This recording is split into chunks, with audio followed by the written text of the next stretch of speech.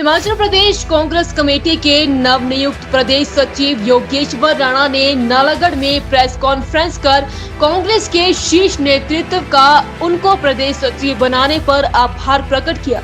वहीं उन्होंने कहा कि कांग्रेस कमेटी ने जो उनको जिम्मेदारी दी है वह उसे बखूबी निभाएंगे। उन्होंने कहा कि बीजेपी ने 4 वर्षों में नालागढ़ के वासियों के साथ सौतेला व्यवहार किया है।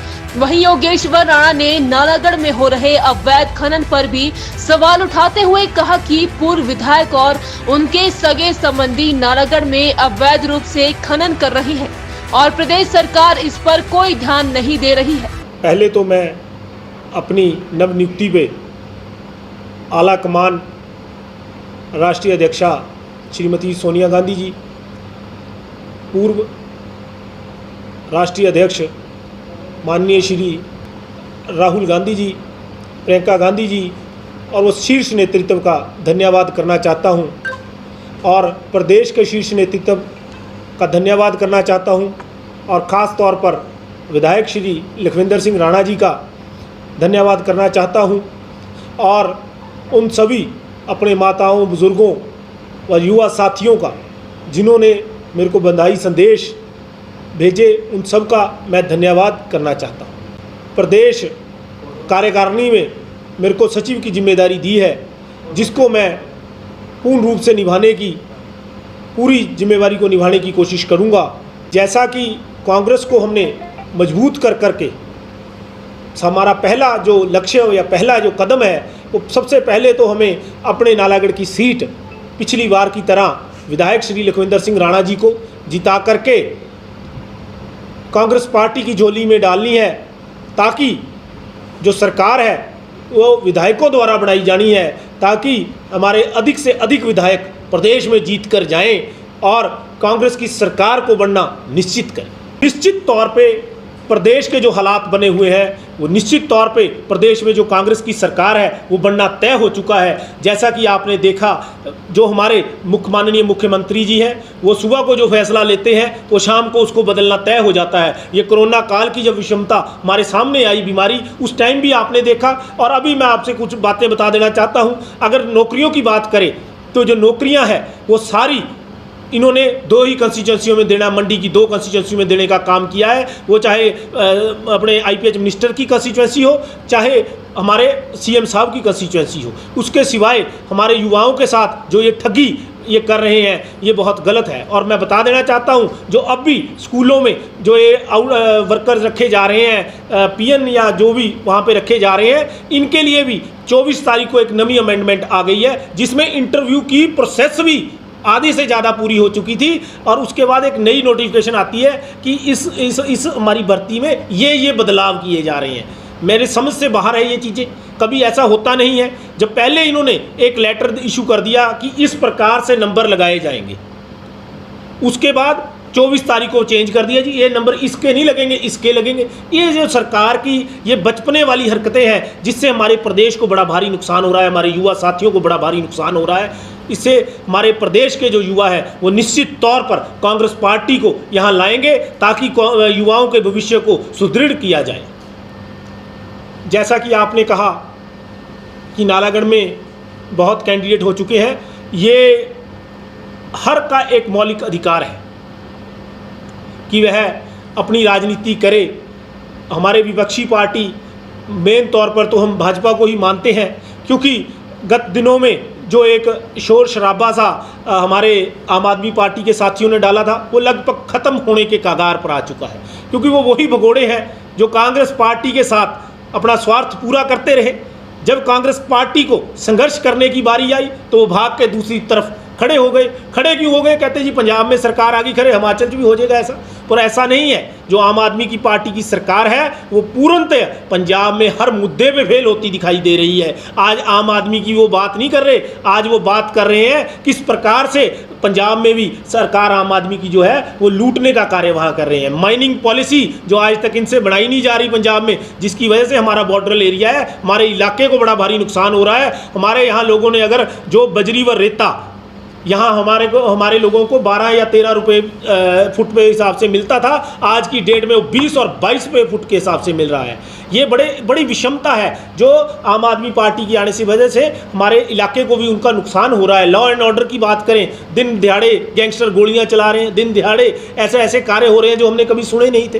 ये फेल हो चुकी है आम आदमी पार्टी तो बिल्कुल ही। बाकी जो आप बात करते हैं हमारे भाजपा के साथियों की, भाजपा के भी कई कैंडिडेट हम देखते हैं कि रेस में है, उनके अपना पार्टी का इंटरनल मैटर है, वो कौन टिकट मिलेगा कौन लड़ेगा वो उनका अपना मैटर है। परंतु मैं एक बात ज़रूर बता देना चाहता हूँ, जो हमारे पूर्व विधायक जी हैं उन्होंने जो एक खनन माफिया, ठेकेदार माफिया और जो ये एक मतलब इंडस्ट्रियों में माफिया, हर मुद्दे पे जो एक ग्राही करने का उन्होंने सिस्टम चला रखा है, ये बहुत शर्मनाक है।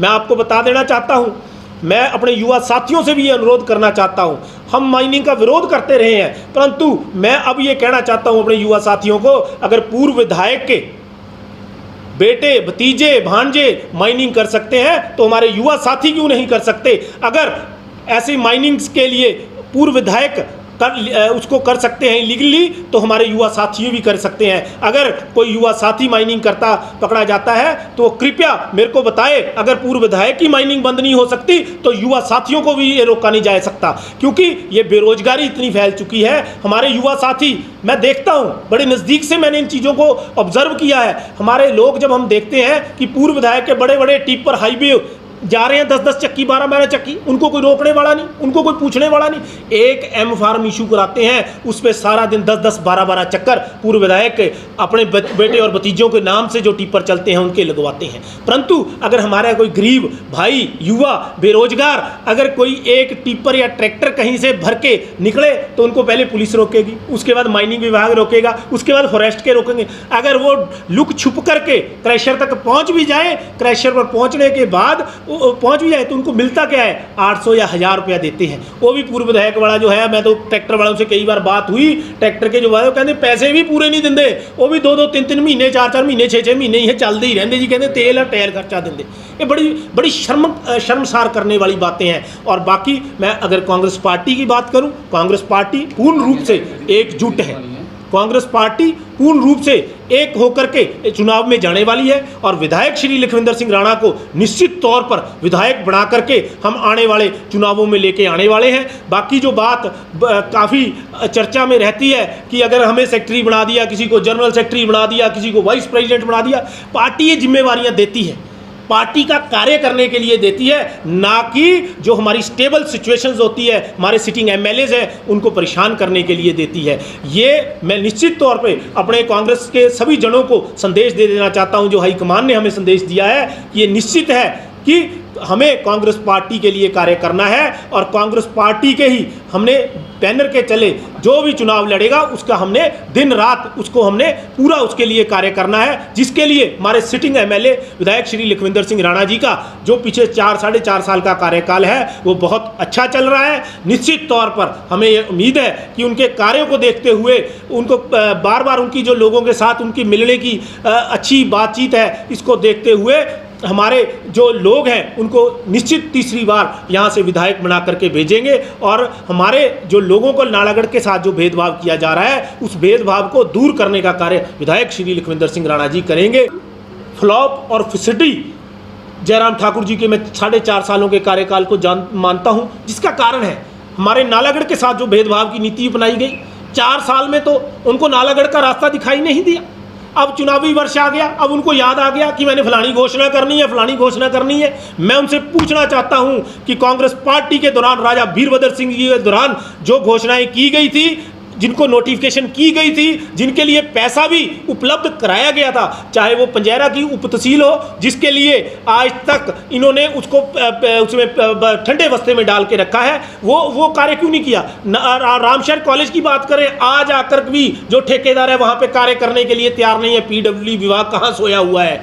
करोड़ों रुपए का 8 करोड़ के लगभग 7-8 करोड़ के लगभग टेंडर था, जो आज तक वो कार्य नहीं कर रहे, ठेकेदार मना कर रहे जी। ये क्यों ऐसी परिस्थितियां हैं? ये सोच है जयराम ठाकुर जी की कि जो हमारे नालागढ़ के साथ ये भेदभाव किया जाए, यही मसला अगर आप बात करें। और सबसे बड़ी जो मैं नाकामी प्रदेश सरकार की मानता हूं, जयराम ठाकुर जी की मानता हूं, वो नालागढ़ के साथ ये है कि हमारी नालागढ़ ट्रक ऑपरेटर यूनियन के साथ जो बार बार भेदभाव की नीति और छेड़छाड़ की जा रही है, वो बहुत ही शर्मनाक है।